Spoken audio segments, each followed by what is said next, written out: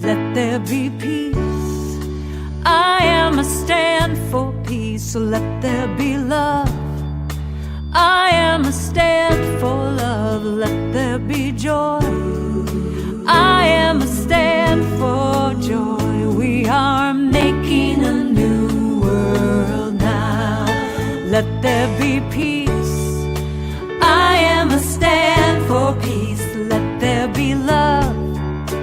I am a stand for love. Let there be joy. I am a stand for joy. We are making a new world now.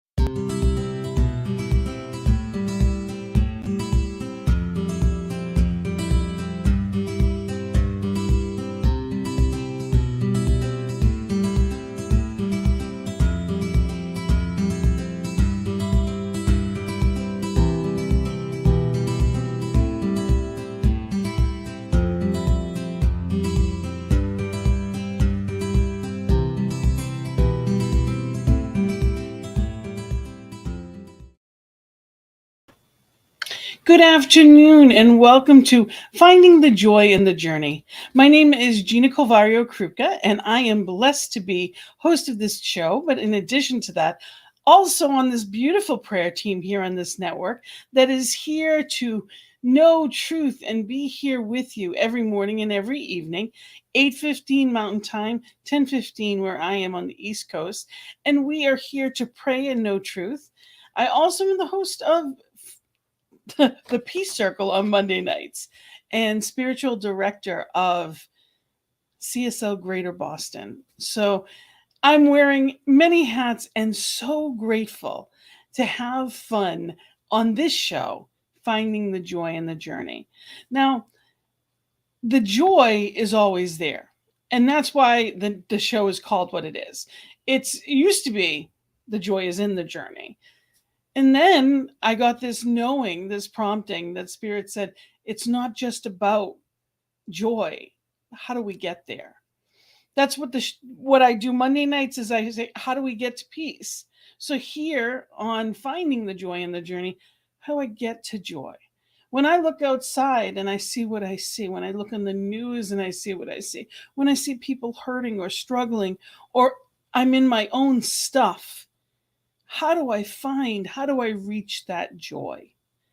And that's what this show is all about. So every week I have wonderful guests that come on and help teach us how to find that joy, to be in that light, that love, that knowing. And I have a wonderful, wonderful minister here today for that.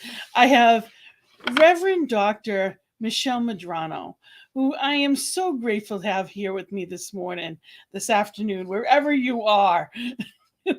Yeah, I'm just blessed.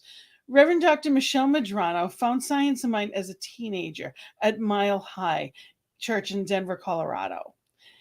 She received her ministerial degree at the School of Ministry from Mile High in '91 and has been a career minister. She was in Arizona at Huntington Beach Church of Religious Science for 17 years.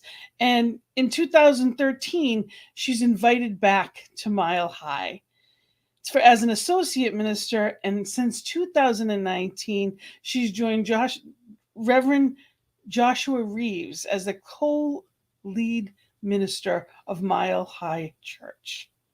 Dr. Michelle brings her many years of experience of successful ministry and her powerful services in Centers for Spiritual Living. She has done so much in her time. And in 2021, she published her first book. And we're going to talk about that today because it is an amazing topic that is so well needed, especially right now.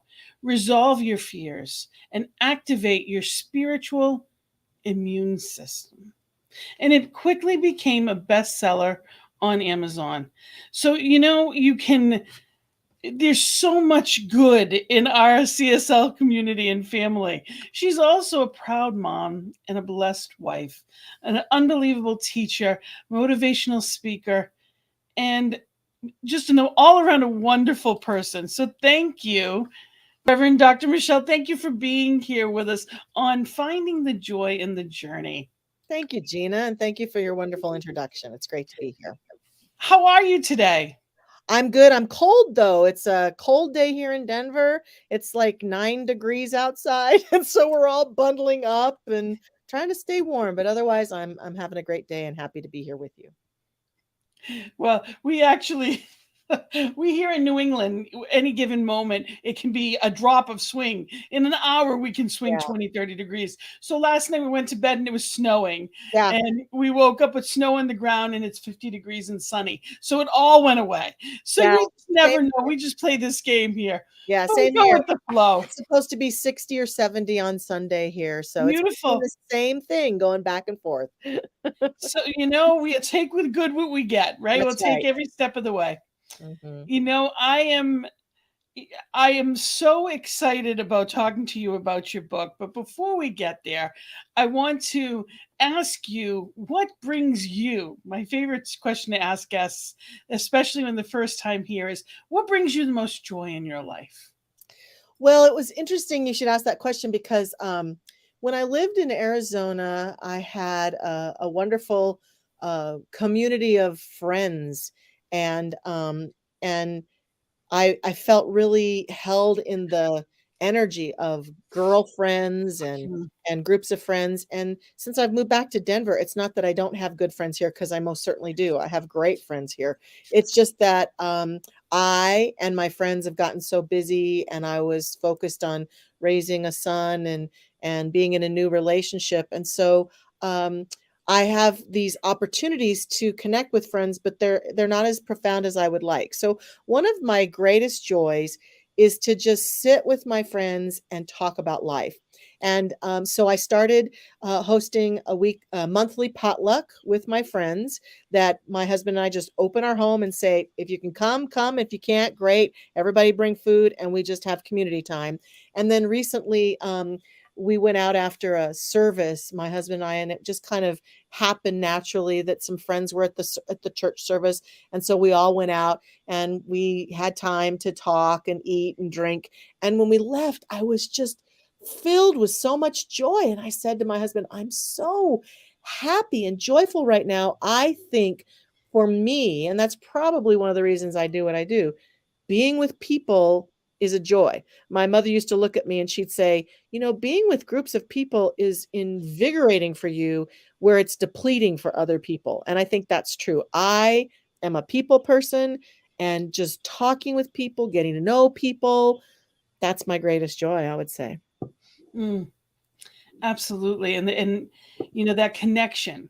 Yes. When your heart touches another's heart and Mhm. you just in that space of completely open, and I think we appreciate it in a new way Yes. post-COVID. Yes, that was part of it because this was the first time since we've all gone to our rooms, as Matt Kahn said. Matt Kahn said that he thought COVID was the universe's indication to all of us saying, go to your room. So as we've come out of our room now and we're getting back together, I think you're right. That was probably a huge part of the joy that it's been so long since I was just able to do a spontaneous, hey, let's all go out and get something to eat and sit and connect and look each other in the face and laugh and share and all that good stuff. It was just really phenomenal. And even the monthly potluck, what a gift. It's Yeah. one of those things that it's now time to make time.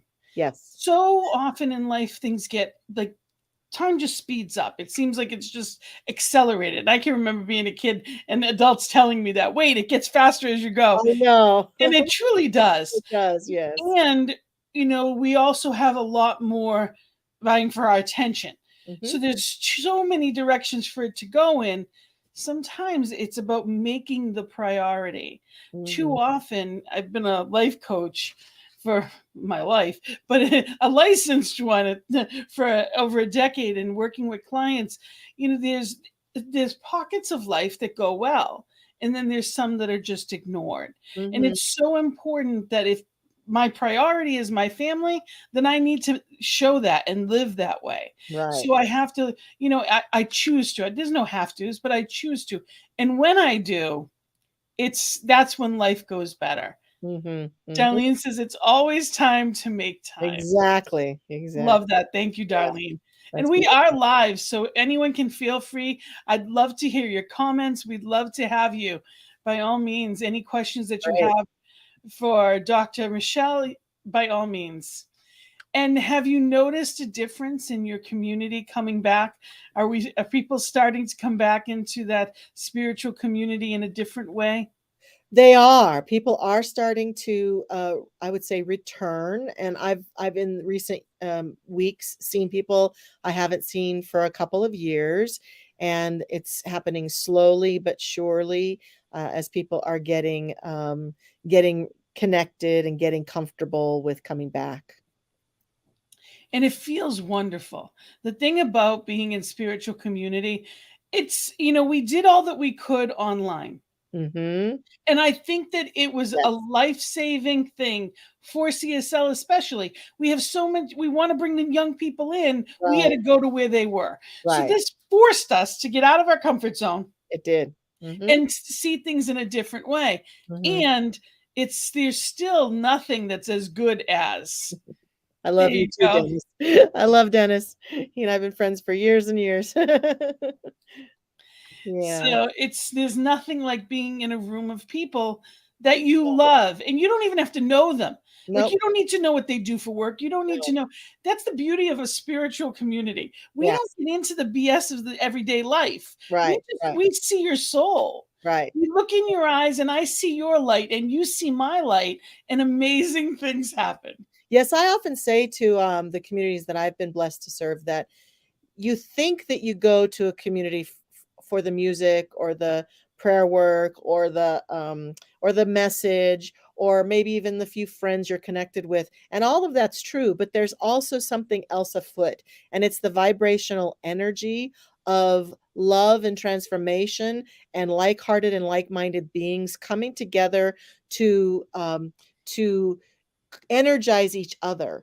And so whether you go to your community and the message doesn't really resonate for you that Sunday, it doesn't matter. The fact is that you walked into that transformational energy. And I think you're right. What shifted is that people have had to find a way to do that from their homes during COVID when they couldn't actually come to the community. And it's a far inferior way of receiving it. But even when you tune in, I think you still receive the energy and the uplift of all the people who are gathered, whether you tune in live or you tune in later. There's something more afoot than just like everything in life. There's something more afoot than what is just in the physical space. So when people say, well, that minister doesn't really resonate with me, I say, come anyway. Yes. Go anyway, because you're not going just for that. That's the biggest trap of all, is thinking you're just going, or I don't like that guest artist. Well, so what? Go anyway. Show up and be in the space of that energy for your own healing journey. That's the gift. It is. And the way that I used to, I mean, I grew up Catholic, and So I yeah, yeah, went to church every Sunday. You're yeah, supposed to, but I yes. I would go because I was supposed to. Hmm. And I also realized as I got older, my life went better Yes. when I went to church. Didn't matter what church, didn't matter where I was, Me but too. my life went better, and I would go there on Sunday to say thank you. That was Hmm. my attitude. I Hmm. would go to say thank you to Spirit or Yeah. God. At the time, that's what I would call God, and that was why I went. At least that's what I told myself. Today, first of all, I get to. It's not a have to anymore. I Right. get Right. to, and it's a blessing. But I realized it was never about having to say thank you to spirit. Because Mhm. when I'm in gratitude, that is the gift. The Mhm. gift isn't about what I'm receiving just in the words, it's that I'm in gratitude saying thank you. Yeah. Because when I'm in gratitude, I'm receiving, I'm appreciating, I'm knowing what I have. Mhm. Exactly. That's beautiful. And who needs to see you that day? Right. That's the most important thing. When we show up at service, we're there for the people around us. Who Yeah. needed to see me? I Mhm. can be there to uplift and there's times that we uplift each other. And when I Absolutely. think I'm don't want to go is when I need it the most. Yeah, yeah. And I definitely have been witness to moments where someone came in and was sitting in the community and sitting next to someone, and I know that the person that they're sitting next to is going through a powerful transformation in their spiritual life, and it's emanating off of them, and I'm thinking that person is so lucky to be sitting next to that person right now because they're receiving a great gift just being in the presence of that person. So, you never know. You never know. And how often do we get there and we think, well, I didn't think I was going to get anything out of it. Yes, And yeah, it ends up, or that really struck me. When we're open, what we're talking about, what we're singing about, it's spirit. How can mhm, you not receive? And right, and if I'm not getting anything, it's because I'm not connecting. right, right, I am not open to hearing the words. mhm, And it's amazing, to me, the difference in my spirituality mhm, since I found this. So yes. you found this in your as a teenager. What was that like? Well, my mother, I had left the Catholic Church when I was 13 along with my mother. I often say that there were like 3 strikes against the Catholic Church for me, and after strike 3, I remember saying to my mother, and strike 3 was honestly, I got kicked out of catechism because I asked too many questions. And so, I don't need to just so I remember walking home that day from catechism and thinking to myself, I don't think I'm Catholic anymore. I bless them. And I was angry at that time, which I've now resolved and let go of a lot of. But I remember going home and saying to my mother, I need something different. And she said, I think I do too. So we spent 2 years reading and searching. And she was a realtor in town. And some real estate friend suggested we go to Mile High Church.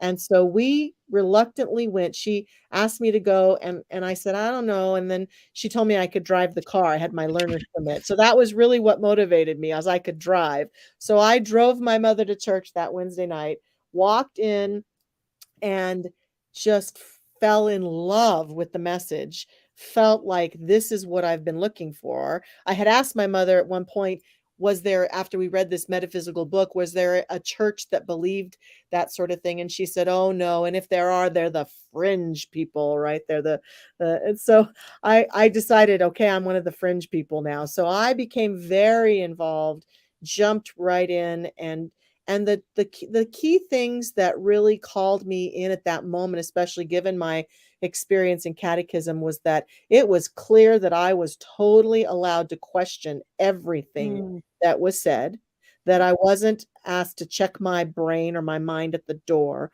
I was invited to explore and be curious. That was important to me. And then I was welcomed into everything, even though I was just a teenager. I was welcomed in the adult church. I was welcomed to volunteer. I was welcomed in the youth programs.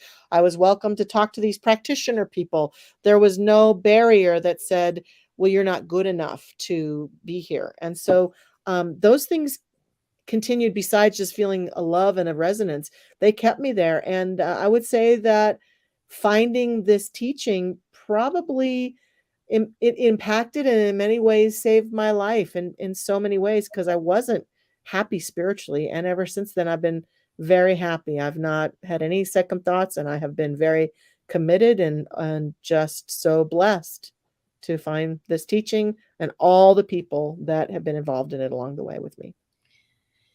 and I think it's one of the things that really I've appreciated the most was that spiritual community. Yes. Realizing that, I can have this family of choice that I Yeah. get to go and enjoy on Yeah. and I get to be a part of.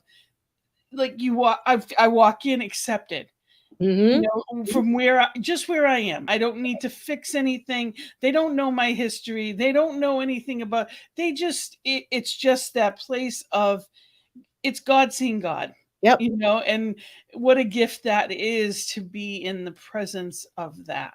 definitely. Yes. So as I wanted to get to, I want to get right to your book because I love the title. Okay. Thanks. I absolutely love the title. And I want to remind people that we're live. So if you have any questions, anything at all, you can ask and we'll get that up there. And what is it that got you? I'm going to put the title up there and everyone can just remember that this is available on Amazon. Resolve your fears and activate your spiritual immune system. So, where did that come from?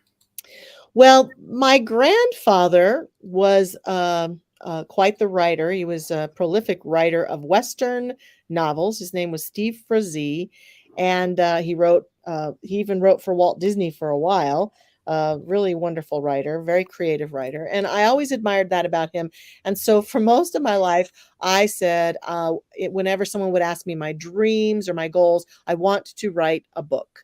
But I couldn't find the time. All these years of having churches and family and all this, I just couldn't figure out how to fit the time in. And so there were some colleagues of mine who had attended a writer's workshop that was a 5-day writer's workshop. And so I decided to do it. And I brought and had other people in the workshop. I think there were 5 or 6 of us.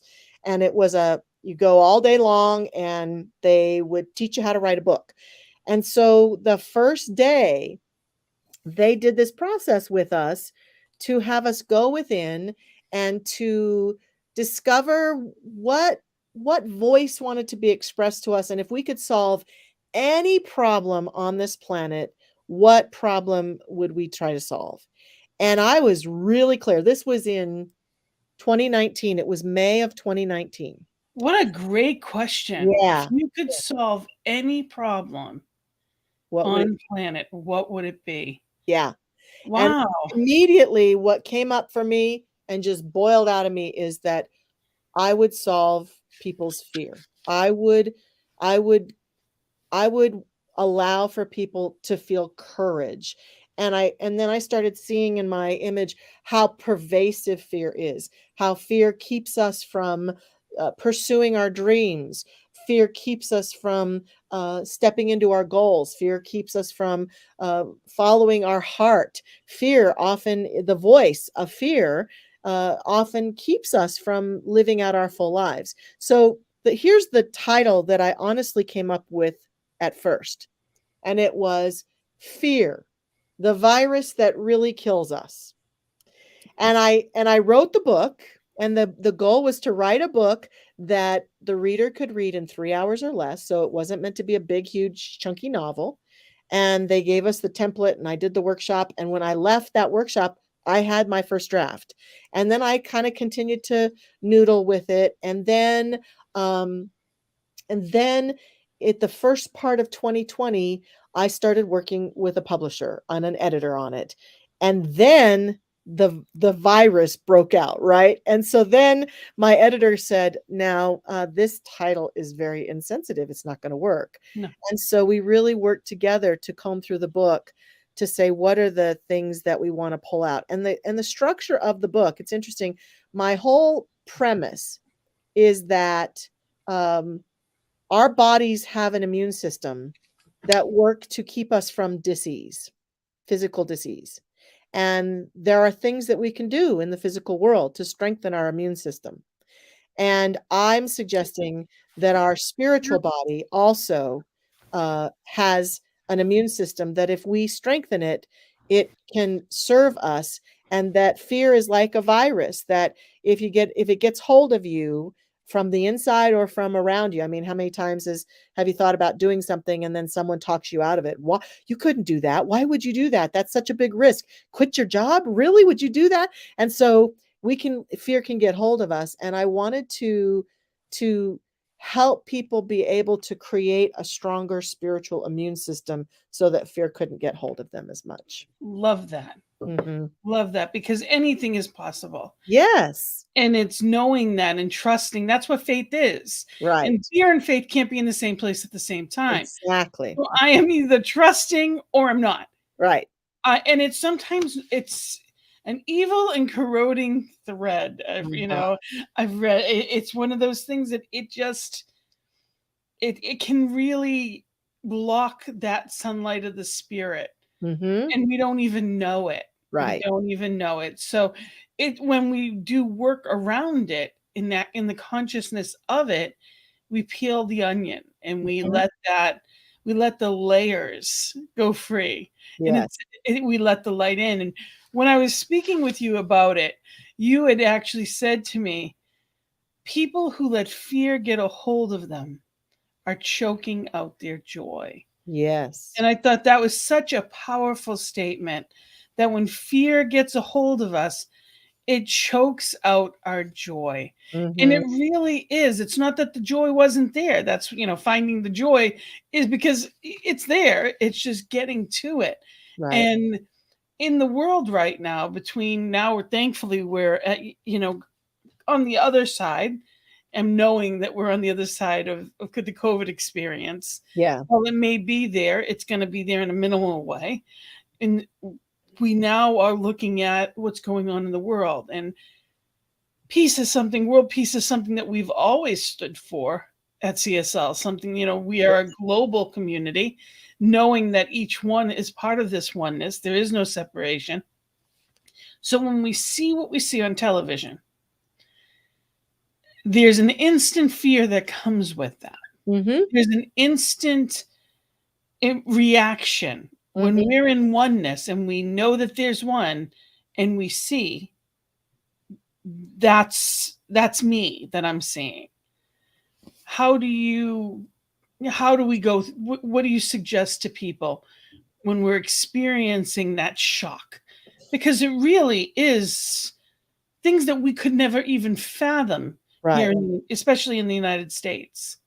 Well, there's 2 levels of fear I think that possibly may be at play here that are the most important ones, at least for me, as I've noticed and watched myself with all that's been going on in Ukraine and all the violence that happens in the world and is happening in the world. The first one, especially with the situation with Ukraine, can sometimes be an undergirding fear of our own, death. Like, what if Putin gets so mad and he nukes the whole planet? That fear, that ego fear.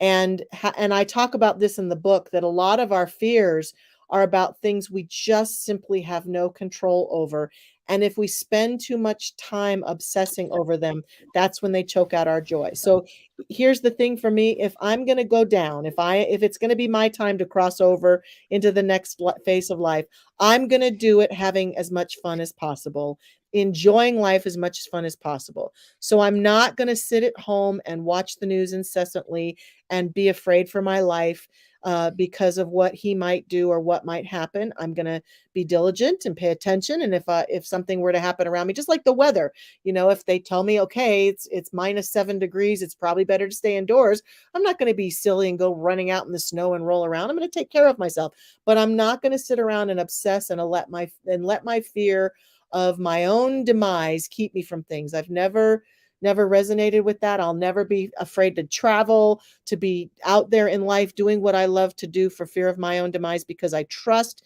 God and I are in sync. And when it's my time to go, it's my time to go. That's it for me. So that's number one fear. Number two, though, I know that what you're talking about is also watching people suffer, watching people lose their homes, lose their country, lose their lives, watching people struggle. That causes fear because I might project how it feels to be in their shoes. And so I do resonate with that. And I believe that I am a better contributor to peace and to the well-being of the planet right now if I look at what's happening and I'm willing to see it, and I just continue to send peace and love and light, and I listen to my own guidance. Because there are, some people will say, you can't just send thoughts and wishes. I know that seems cavalier, But the truth is, from this place of oneness that you mentioned, where we're all connected, I do no good for anyone continuing to to roll around in the mud of my own fear and upset. I don't want to deny it. I want to see it and say, gosh, that sounds so frustrating. And I want to have compassion and I want to send light. And our thoughts and prayers do make a difference. Our willingness to stand and see what's on TV and use what we see on TV as our prayer request to say, wow, I'm really disturbed by that. That's telling me that's where my prayers need to go. Right now, that's where my prayers need to go. All the while, then asking, is there anything in the world of form that is mine to do? We talk about treat and move our feet in this teaching, right? Is there any feet moving that is mine to do, to contribute financially, to make my home available for people who have been made homeless, to go out and make blankets or send food, or what is mine to do in the world? We certainly don't want to just ignore that, but it's also very much about the light that we are and the light that we contribute back to the situation. So I think that's important for us to consider. Yes, I agree with Wayne. Heartfelt prayers do make a huge difference in the world. We are the change we wish to see. Yes. It's not somebody else. No. And, we know everything is energy. They've proven everything is energy. Right. Right. And in that, we also know that it's up to us to control our own vibration Mm-hmm. to the best of our abilities. And it doesn't mean always. It No, just we are human and we it have is, moments, right? Mm-hmm. and we wouldn't be normal if we didn't have a Yeah, reaction when we'd see right. something like we are. And it's knowing truth, that spirit is in each one of those people that we're seeing, that Yeah. spirit as each one isn't just walking beside, is Mm-hmm. within as each individual, Mm-hmm. knowing that there is a plan that is bigger than I am and way above my pay grade to understand. Yeah. And, Yeah. and really, like you said, if there's something that's mine to do, know it. And Mm-hmm. being part of peace meditations. And Mm-hmm. I remember I had seen Greg Braden one time. I had seen him speak, and he was talking about, and he was showing graphs that they were checking the energy levels, Yes. and Yes. and they actually could sense where the energy and vibration was. Mm-hmm. And after 9/11, it Yeah. spiked. The fear spiked so high. It was as high as the chart went. Yes. If normally it was here, it was at the top of the chart. And Mm-hmm. and that was a global. As people woke up, it kept going higher and higher, and it sustained. Yeah. Yeah. Yeah. And I also talked on Sunday about, here's a hard one.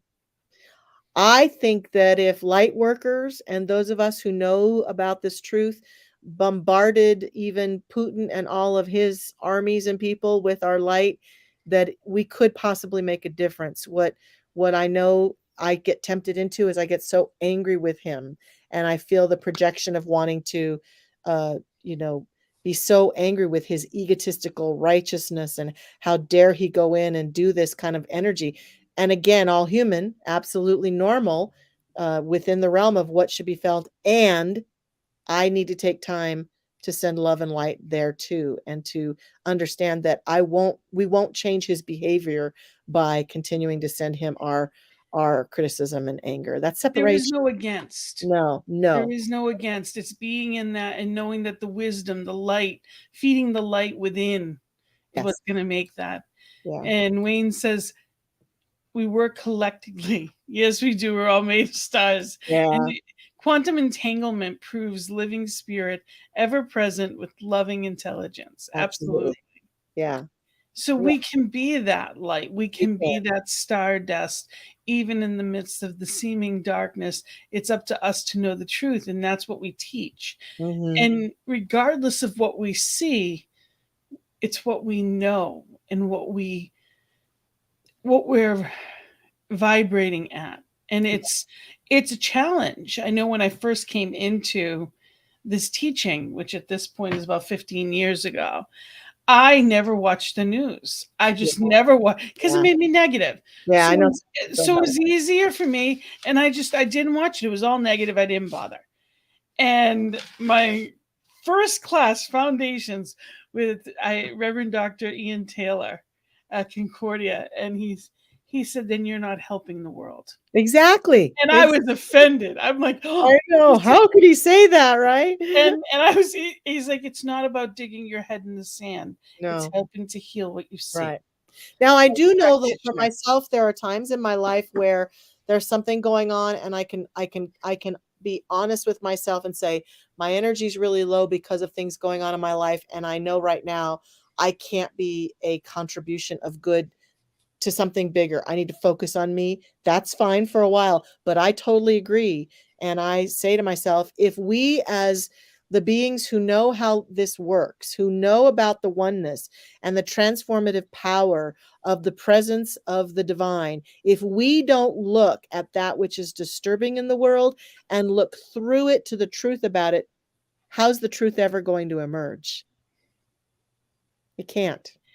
There's a time and a place for everything. Yes. And if I'm not in the right space, then I don't need to get, just like I wouldn't walk into a conversation that I don't need to touch when I'm not Right. in the right space. It's the same thing with watching the news. And it's also important not to get caught up in it. Right. Right. We are in it, but not of it. And Right. it's to Mhm. witness something is a difference than, I'm very empathic and I look at things and it's like I want to fix. I was raised to be that fixer. And this isn't mine to do. It's mine to keep myself fixed. Mhm, And mhm, then I'm contributing, as you said, the good to the world. So it's knowing what's going on, but not being caught up in the distraction mhm, of the story. mhm. Of the world of It's form. it's honoring and sending that love and light and holding that love and light and being that love and light. And knowing that, it's not about complaining because the gas prices went up. Mhm. And at the same time, knowing that there's millions of people that can't afford the gas prices to go up. Right, of course, yeah. So it's going to food pantries. It's contributing where and when I can to what I can do. Mhm, mm, Like you said, it's finding what is mine to do as a mhm. citizen of the planet, Right, as a right, citizen of the country, as a citizen of my community. What mhm. can I do? And far too often people get overwhelmed Yeah, and we and, feel and they do helpless. nothing. Yes. Mhm. Yeah, and even if you don't know what to do, the best thing we can do right now is just send light and love. Send light and love. Absolutely. Mhm. It So was kind tell of me, funny because I see Wayne made a comment, "I am one with the force is with me." That's a great affirmation from, one of the characters in, one of those Star Wars movies, and at first I read it though, "I am one with the farce is with me." I was like, "What is he saying?" It's very, very good. Alright, sorry, I interrupted your thought train. no worries. So tell me a little more about the book. So what Yeah. is it that, because I know you do book studies and that you're available for that. And I just want to make sure people know, if you're just tuning in, we are live, and know that you can, any questions that you may have. We are here with Reverend Dr. Michelle Medrano, and we're talking about her book, Resolve Your Fears and Activate Your Spiritual Immune System. Mhm. And that you are, like I said, you are available to do book studies and people can reach out to you. So if your community is looking for that next book, I Mhm. encourage you, they can reach you. And I'm going to say this again at the end. This is your email, resolveyourfears@gmail.com. And you also have a website, resolveyourfears.com. So Yes. just wanted to put that out there. So Thank tell you. us a little bit more about it. Well, there was an asynchronistic thing that occurred in this book writing workshop that I was in. We were to ideally create an intro and 5 chapters and maybe some supplemental material. And so I started to, in the midst of the workshop, explore what the immune system of the physical body is made of. And lo and behold, there are 5 main components to the immune system in the physical body. So I took those 5 main components, put them in my book, and went through them as the spiritual immune system, kind of used them as metaphor throughout the whole book. And so every chapter has different elements about it and different tips. And one of the biggest ones that I see that we have a question. Yes, I was good. That was Yeah, do I have any some tangible daily tips? One of the biggest things that helped me, I talk in the book, I tell a story about when I first moved to California to serve at the Huntington Beach Church. The thing I'd never been with in my life was earthquakes. And I won't go into the whole long story, but I became deathly afraid of earthquakes. Like they say that when people are afraid, they either often will flee or freeze. And I was freezing with these earthquakes, emotionally and physically. And I was living all alone. I was still making friends. I had very few friends there, and it was just me and my kitty cat. And I was really freaked out by these earthquakes, to the point that I was afraid to drive on the freeway. What if there's an earthquake? And every restaurant I would go into, I would look for where's the exit in case there's an earthquake, and what should I do? And I was just really overwhelmed with fear. It was the first time in my life I was that overwhelmed with fear on an ongoing basis. And I called my mother, who was living in Maryland at the time, and we had a long conversation. And she was so wise. So she helped me and coached me. And so the first thing I did is that I got some knowledge. I did do some physical things. I put together a earthquake kit. I went and found out how my house works, so that if there was an earthquake and I needed to turn the water off or the gas off, that I was empowered. So I certainly think there are things sometimes when we have fear in our daily life, there are things that we can say, well, if I was prepared for that, would I feel more secure? So I certainly think that's a tip that we can consider. Sometimes we can't, but in that case I could. But the thing that really healed my fear is that I worked on and created an affirmation that is with me still, that I offered in the book and I will offer today. And it feels like it might be even very important for what we're going through today. And my affirmation was, I am always at the perfect place at the perfect time to ensure my total safety. Because I realized that I did not have a belief system that was big enough to think that I can control earthquakes. But what I realized is that I know that one of my gifts is I'm often in the right place at the right time for my greatest good. So can't I affirm that I'm always in the right place at the right time and I'm safe? So I started imagining that if I was in an earthquake, I'd be in a place where I was safe. If I was driving down the road and there was an earthquake, that I could pull off the side of the road and I had my earthquake kit in my car and I would be safe. I started realizing that it also translated to other things, that if I'm driving home from work and I suddenly get this urge to go a different way, I go a different way because I trust that I'm always in the right place at the right time and I am safe to ensure my safety. I started saying it anytime I felt that fear come up. I started saying it over and over and over again. And lo and behold, it took some time, but eventually there were more earthquakes and I became calmer and calmer and calmer in the midst of the earthquakes. And I think that we can interrupt that pattern. If we've got a place, where Darlene's talking about, where we constantly have fear come up, we can interrupt the pattern with a strong thought that allows us to say, wait a minute, I don't have to be afraid. I am a strong person. I'm a capable person. I know how to be safe. I know what to say. I know what to do, whatever it might be. But if we have fears, we can create an affirmation that is a pattern interrupt. And eventually, if we do it enough, we begin to actually change our experience. I love that pattern interrupt. Yeah. Absolutely. Yeah. And also practitioners. See a practitioner. Yeah. If something comes up and there's something still stuck, and no matter what it seems like we're physically doing, it doesn't seem to be, then we can, and the gift of that is a practitioner doesn't know the stuckness. Yeah. They only know the clear path. Right. So, Yeah. there's so much that can, And also sometimes there's something beneath that that needs to be voiced. Absolutely. And that practitioners and other counselors and therapists can help us get to that for sure.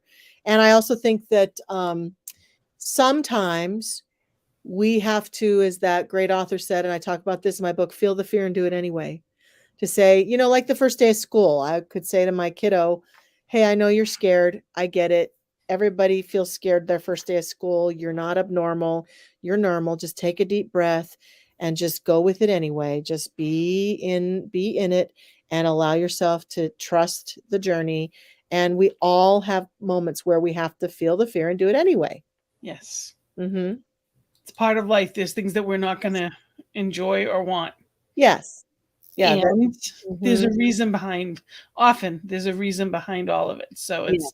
coming to a place of alignment with whatever it may be. Yeah. Yeah. And as far as what if there's that feeling, because I think that, anger is fear. Anger is Yeah. outward, so that I don't have to feel it on the inside.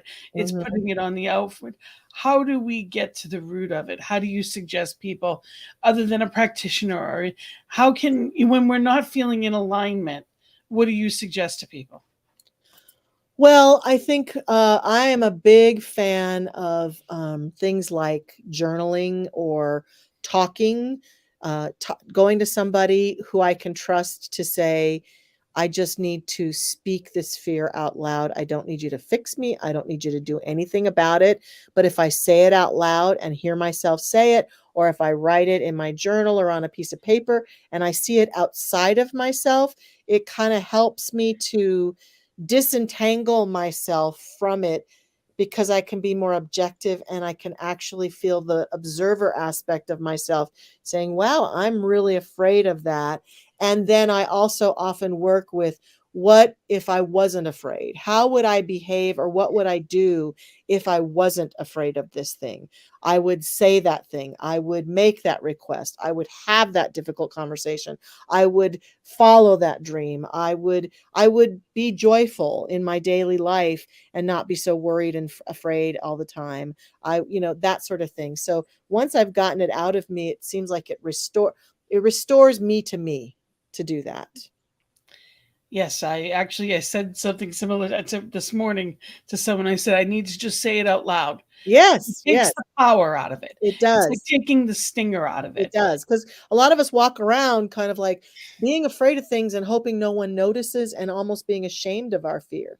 And fear is a normal it's a normal feeling. You're right, it can mask anger. It can keep us, if we keep feeding it, it will keep us from living our best lives. And so the real bottom line choice every day is, do I want to feed this fear, or do I want to feed courage? And there's that constant choice in front of us and inside of us. Absolutely. And I also, it's important to remember that sometimes it's not fear. Sometimes, if we're anticipating something, sometimes that anxiety or anxiousness can be a good thing. Yes. So, we can kind of look at it. Life does begin just past our comfort zone. It's Yeah. getting to that place that we're living. It's part of the living. Right. And especially after the past couple of years, there's been so much fear in it that Yes. we can choose differently. We It's can. Yeah. Yeah. And I do want to say that I talk in the book just a little bit about fear isn't all bad. Certainly, there is a benefit to making friends with my fear. If I'm walking at night all by myself and I suddenly get a dose of fear coming up, it may be my intuitive voice saying, get back in your car, Michelle. There's a dog about to come run at you, or there's something about to happen. So I think fear isn't horrible, but I think we overuse it. We've become entrained with it, and then we're in constant fight or flight, which stresses out our neurological system, which stresses us and keeps us from our deeper intuitive nature that knows that when fear is on board, there may be times that we have to heed it. Maybe I do need to get out of this room, or I do need to do something. So I don't want us to be thinking we should obliterate our fear entirely from our experience. I just want us to get into a balance with it and an understanding of it, and a sense of clarity about it, and not be living continuously from that state of stress. And so tell me, when it comes to that, how do we get from that place of fear back to joy? So when we catch ourselves in the loop, because that's all it really, we have our ebbs and flows. We're human. It's part of the human condition that we go up. How do we realize, okay, I'm not where I want to be? How do you suggest people realign? Well, I think the first thing is you have to get curious. What's going on? What is behind this fear? What's happening that I'm in this fear? I choose to be back in my joy. I choose to live a joyful life. So what's this fear about for me? And that's the place where there's a distinction for me of, oh, I really need to pay attention. My fear is showing me I might be in danger, which is rare for most of us. The reality that we're ever in danger, in our society, and unless we're in danger with family members, or in danger in we're driving in a condition that's unsafe, or that sort of thing, or we're in a war-torn area. For most of us, it's rare that we're actually ever really in physical danger. But I get to check in on that and say, what's this fear about? And once I understand, okay, I'm not in any physical danger. So what's really going on with this fear? And I think it's just that continual deeper inquiry that sometimes, like you pointed out, we can do on our own, and sometimes we can't. We need someone to help us. And I would say that if I'm in fear a lot of the time, that's an indication that I probably need someone, a community, a group, an individual to partner with, to help me take that fear and really look at it, because we cling to our fears. We defend our fears. Well, I should be afraid. My gosh sakes, there's war going on. I need to hold on to my fear. But all the while, as we talked about earlier, the fear is choking out the joy.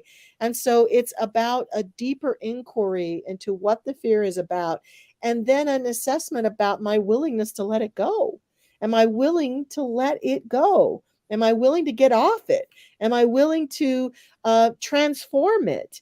And if so, how might I actually transform it? And so sometimes that's about journaling, creating affirmations, getting prayer support, forgiveness. Sometimes I have to forgive because someone taught me to be afraid like this. I'm just mirroring.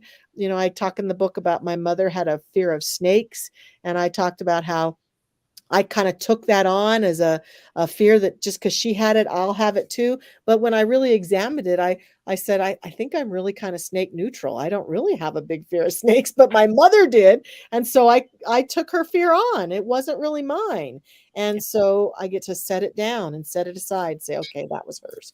So there's a whole bunch of steps that we can do. And I think the more we do those things, the more we come into our joy. And the last one I will say is that I believe I'm an avid belief in meditation and the discovery of our innermost self, because I think the more we're in tune with that innermost self of us, we've got inner guidance on board that can be rigorously honest with us and say, Michelle, you're being a scaredy cat for no reason.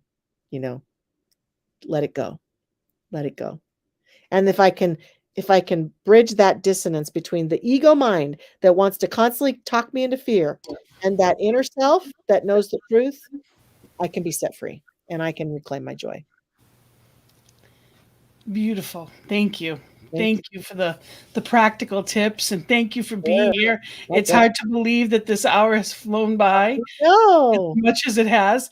Anything else that you'd like to share with people, whether it be about workshops or whether it be about anything at all that you've got coming up, anything that you'd like to share? other than finding you at Mile High, uh, Yes, yes, they thank you. can find you there. Uh-huh. What else would you like to share with us? Well, I don't have any workshops coming up or anything, but I just hope that if people are struggling with fear, that they will get support. Feel free to write me, as you can see my email, or go to my website and join my mailing list. I'm starting to put some blogs on there to help people move through fear, and I hope that that I can be of support to anybody who's wanting to be more fearless in their living. Beautiful. Thank you. Thank you, Thank Gina. you so much. I mean, I think this is a topic that it is absolutely timely.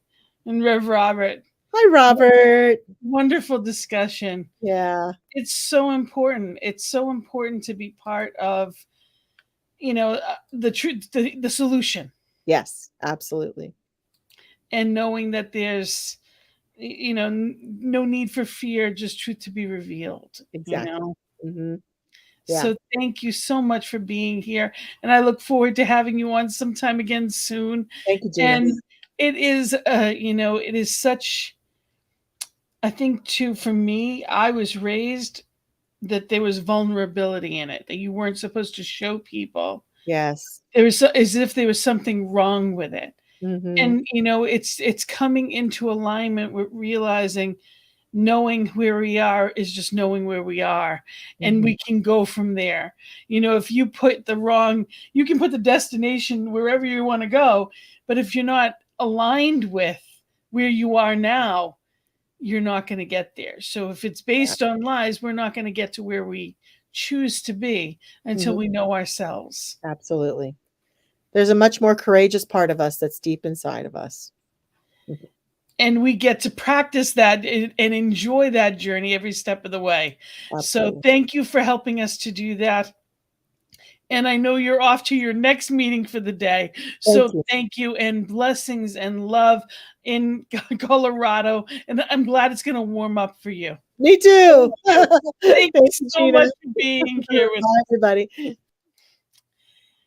So we are here in this place of knowing that there is a greater yet to be that is unfolding. Regardless of what I see, it is what we know.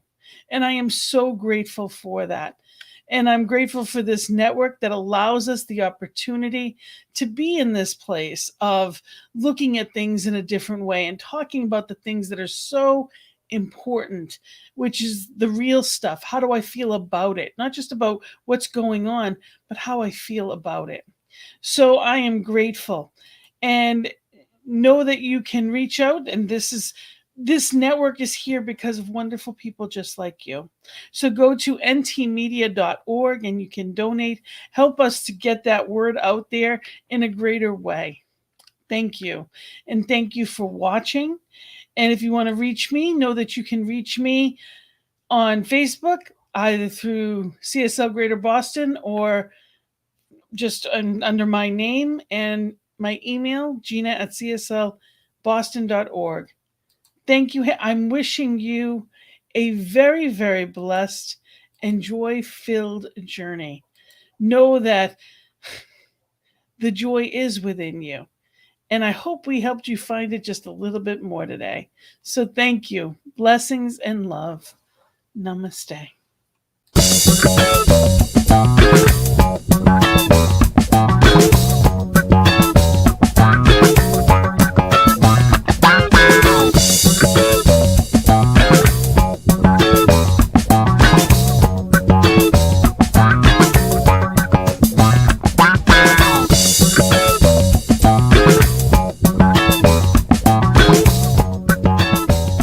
Let there be peace. I am a stand for peace. So let there be love. I am a stand for love. Let there be joy. I am a stand for joy. We are making a new world now. Let there be